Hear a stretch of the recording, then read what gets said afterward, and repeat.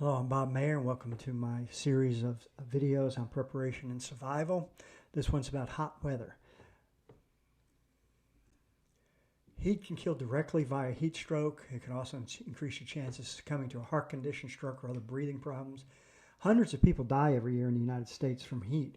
And actually, of all the natural disasters, or in a way man-made disaster, heat is the deadliest. You can look at it here.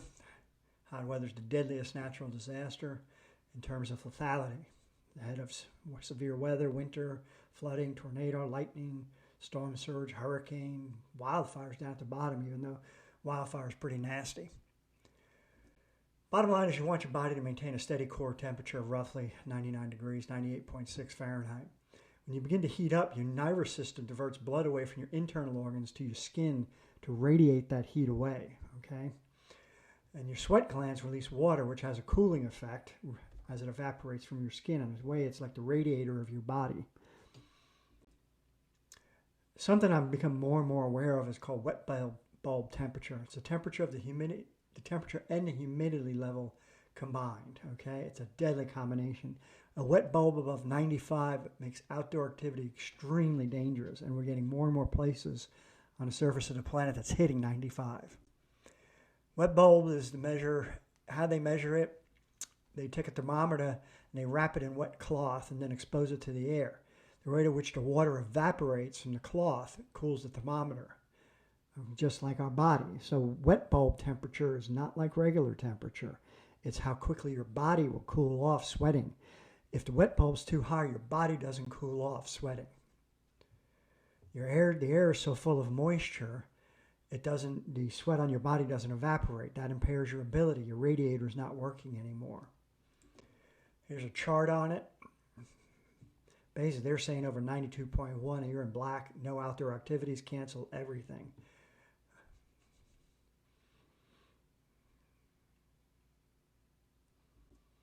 The best preparation to prevent heat injuries and death is to stay cool. Get out of the sun. Don't overexert yourself. Okay, keep air conditioning at a livable level if you have air conditioning. However, if there's a power outage or you don't have it, there are things you have to keep in mind. Okay, one exercise I've thought about, I might have it later on here, is what happens if there's a 5-day power outage, say in some place like Phoenix at the height of a heat wave in summer. Have you planned for that? Have you thought about how you survive that? Lower floors are always cooler. Heat rises. Close your shades and lower your blinds. You can go somewhere that does have air conditioning if they do. Use fans in your house to promote circulation of air if you've got some power. In the evening, at night, open the windows, then close them in the morning. Turn off extra sources of heat, such as lights and appliances. Don't use the stove or oven. When it's really hot out, eat lighter meals so the body doesn't have to work as hard digesting food. Keep your skin covered. It's better to be wearing a long sleeve shirt and long pants rather than shorts and a t-shirt. The more you can cover your skin up, the better. If you're outdoors, always wear a hat to protect from sunlight. Wear lighter colors to reflect the sunlight. And always avoid alcohol and caffeine. They're diuretics. They will dehydrate you. This is what I mentioned. Consider what you're going to do if there's a power outage, you don't have air conditioning, and you're in the middle of a heat wave. This is part of an area study, which I show you at the end, the area study workbook. And don't forget your pets. They have the same problem, Over 3/4 of your body is composed of fluid, so perspiration is not the only way you lose water.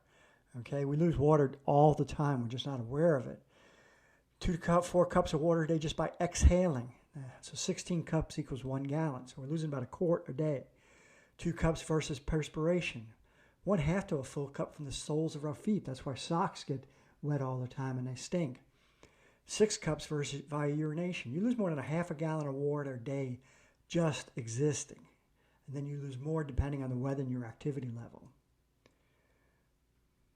Blood's 83% water. Your brain is mostly water. That's why on a heat stroke, your brain gets affected so badly. And also, if you overhydrate, your brain gets affected so badly. When you feel thirsty, you're already dehydrated. It's too late. You can't imbibe water based on how you feel. You have to force yourself to do it.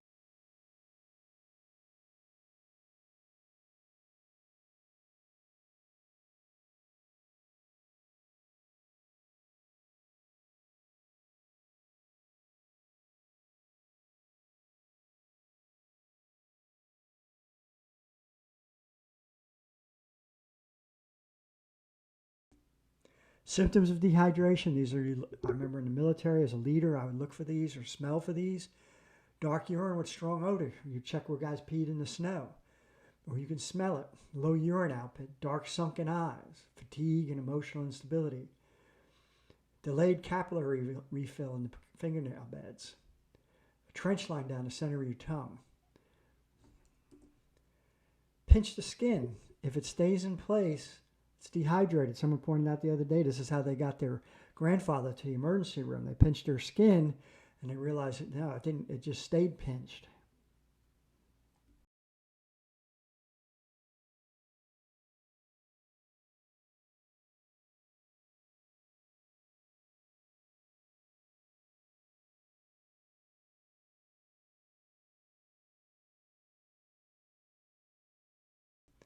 Don't overdo it. Overhydration, the problem with that is your kidneys can't process it. All right? It's not just how much. If you drink it way too fast, it increases the amount of water in your blood, which dilutes the electrolytes.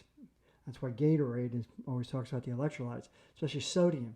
Sodium is critical in balancing the fluid inside and outside of cells. If there's an imbalance in that, sodium moves inside the cells, causing them to swell. This is dangerous to your brain because your brain is encapsulated inside your skull. It's got nowhere to go. One of the first symptoms of overhydration is a headache. That makes sense. Nausea and vomiting.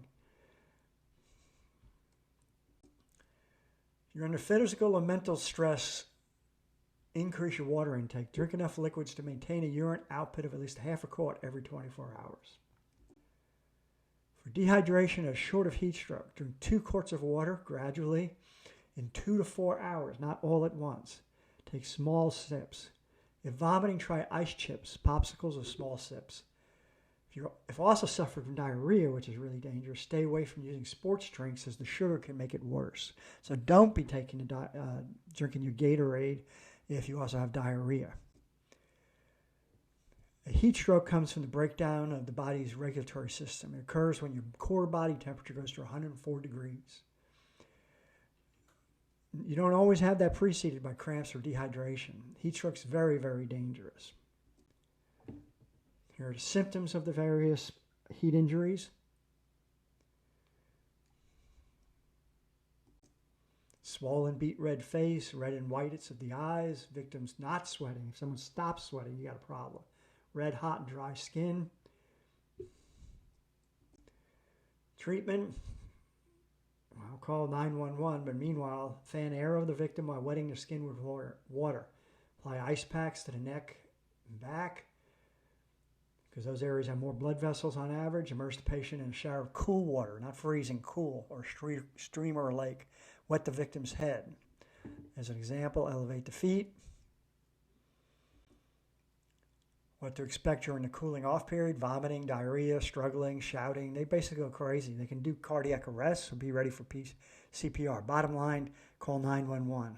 Get them help. Take them to an emergency room.